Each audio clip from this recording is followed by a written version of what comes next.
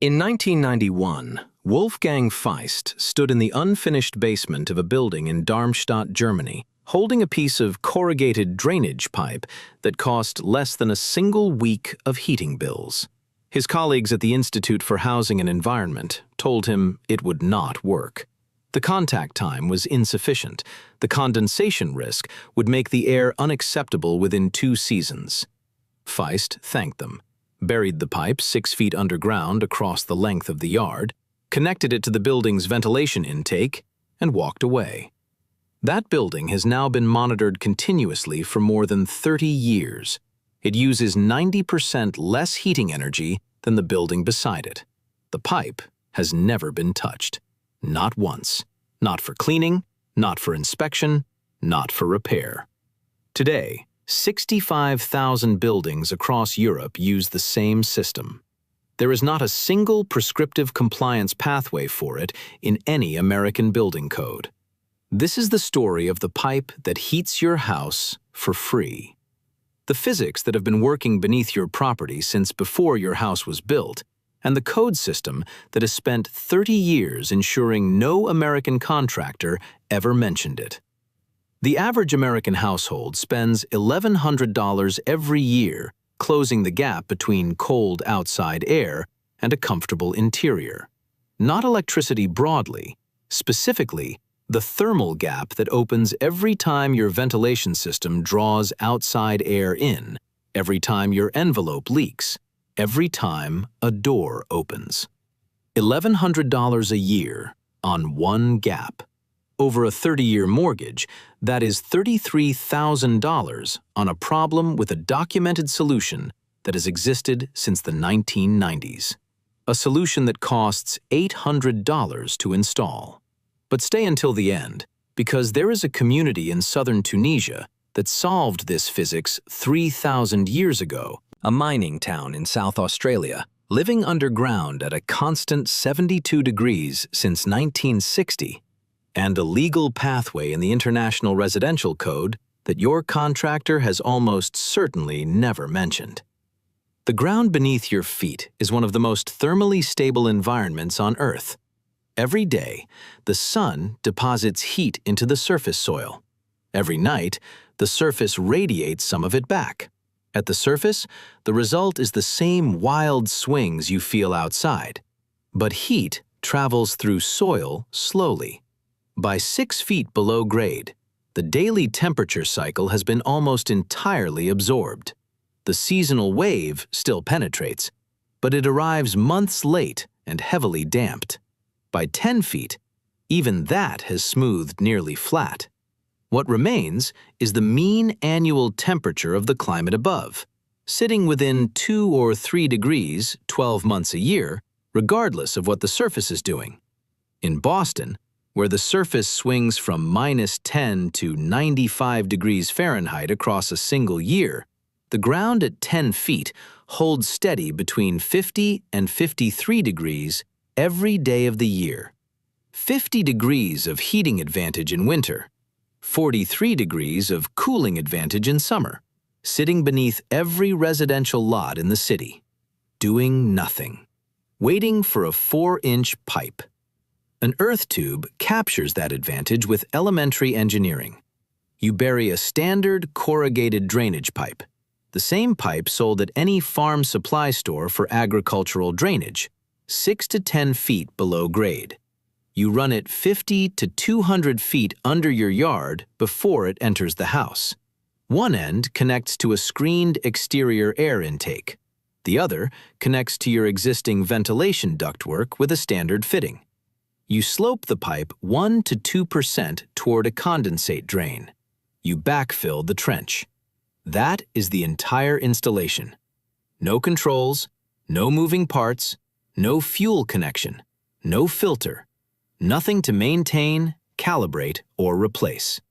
In winter, finished degree outside air enters the intake, travels 150 feet through 52-degree soil, and arrives at the house at 48 degrees. Your furnace lifts that air 20 degrees to reach 68. Without the pipe, it was lifting the same air 53 degrees. 60% less heating load before the furnace fires once.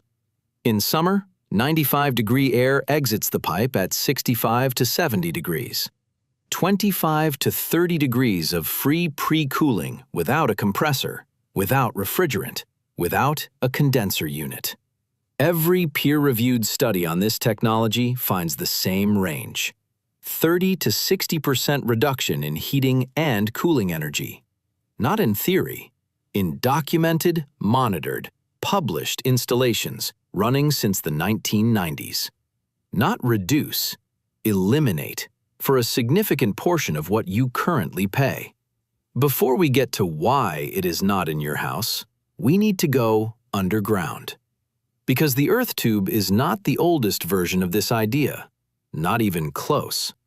There is a community in the hills of southern Tunisia called Matmata. 2,000 people live there. The University of Sfax has documented continuous habitation at this site for 3,000 years. If you arrive at the edge of town and look across the plateau, you cannot see a single building. The residents of Matmata dig central courtyards 20 to 30 feet deep into the soft sandstone, with rooms carved horizontally into the walls at different levels. The surface temperature swings from below freezing in winter to over 110 degrees in summer. Inside those carved dwellings, measured across multiple annual cycles, the temperature holds between 65 and 68 degrees all year. No heating, no cooling, no energy input of any kind. Some of these structures are over 1,000 years old and still occupied today. 3,000 years of solved climate control, achieved with nothing but a shovel and an understanding of what happens to temperature underground.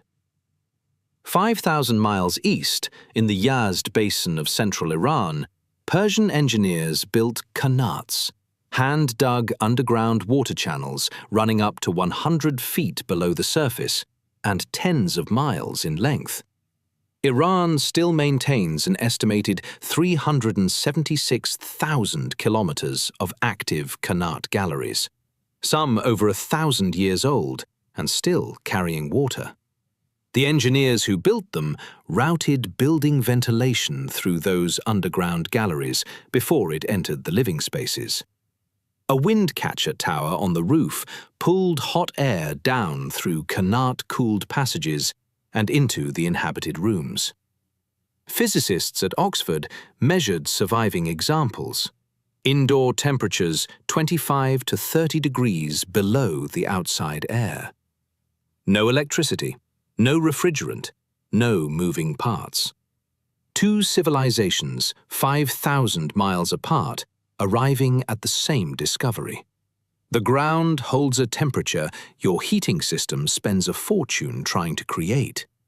This has been known for 3,000 years. The physics connecting Matmata and Yazd and Feist's pipe in Darmstadt has not changed by a single variable. The only thing that changed was who was writing the building code. The International Residential Code is published every 3 years by the International Code Council, a private non-profit in Washington, D.C. The ICC was formed in 1994 and is the de facto national building code authority for the United States. Its mechanical provisions are written by committees whose members include representatives from the Air Conditioning Contractors of America, the Gas Technology Institute, the Sheet Metal and Air Conditioning Contractors National Association, the Heating, Refrigeration and Air Conditioning Institute, and the National Electrical Manufacturers Association. These are the organizations whose members design, install, service, and supply the conventional mechanical systems in American homes. The combined U.S. revenue of the residential HVAC market exceeds $240 billion annually. The residential natural gas heating market alone generates over $60 billion each year. Every dollar of that $240 billion depends on your house containing equipment that runs continuously, is serviced regularly and eventually needs replacement. An earth tube with a 50-year design life, no moving parts, no fuel connection, and no maintenance requirement does not appear in any HVAC contractor's revenue model. A contractor who recommends one is recommending himself out of 30 to 60% of his future revenue from that property. You cannot meter a buried pipe. That is the sentence that explains everything. Every business model in the chain, the fuel supplier, the equipment manufacturer, the installer, the service technician, depends on a house that needs continuous energy input. A pipe drawing thermal benefit from the stable temperature of the earth has no fuel cost, no meter, no consumption data, no recurring revenue for anyone. And so it has generated no committee advocacy, no code proposals, and no prescriptive compliance pathway in the IRC. The Lawrence Berkeley National Laboratory, funded by the Department of Energy, published a formal analysis of the barriers to residential earth tube adoption. Its conclusion was specific and blunt. The barriers are not technical. The technology performs as the physics predicts. The barriers are structural. The code pathway does not exist. The contractor licensing framework does not accommodate the technology. And the people who would need to advocate for its inclusion are the same people who have no financial reason to do so. That study has never been cited in a single International Residential Code update proceeding. In Denmark, Switzerland, and Germany, ground air heat exchangers have been in official building energy guidelines since the 1990s. The European standard EN 13141-7 includes specific provisions for sizing, burial depth, and condensate drainage. Not buried in an alternate means appendix, in the main body of the Energy Performance Standard. In the United States, not one prescriptive line in 30 years of code development cycles. The Passive House Institute published a performance analysis of ground heat exchangers across 18 European passive house installations in 3 climate zones. Average reduction in ventilation heating energy, 61%. No condensation failures in installations with drainage slopes of 1% or greater. No performance degradation over monitoring periods of 3 to 12 years per site. Published in the International Journal of Ventilation. Cited 43 times in the academic literature. That study has never been cited in a single International Residential Code update proceeding. The Fraunhofer Institute for Building Physics published an economic analysis across 47 buildings in Germany, Austria, and Switzerland. Median simple payback period, 4.3 years. Submitted to the European Parliament as technical basis for the Energy Performance of Buildings Directive. That study has never been cited in a single International Residential Code update proceeding. That last fact should stop you. Now, stand somewhere specific. Stand at the edge of a property in Coober Pedy, South Australia, 500 miles north of Adelaide. The surface temperature today is 122 degrees Fahrenheit. You look across the landscape and see what appears to be an ordinary suburban streetscape. Houses, driveways, a mailbox. Except the houses are carved into the sandstone hillside. Doors set into rock, leading into rooms cut from the earth below. You open one of those doors.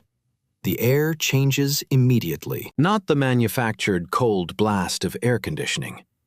Something steadier, more complete. The walls are stone.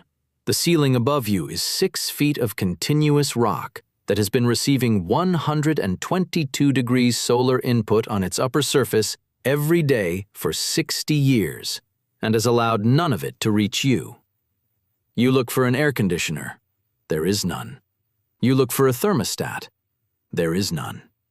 You pull a thermometer from your pocket and hold it in the center of the room. 72 degrees Fahrenheit. Australia's National Science Agency has published formal reports on these structures.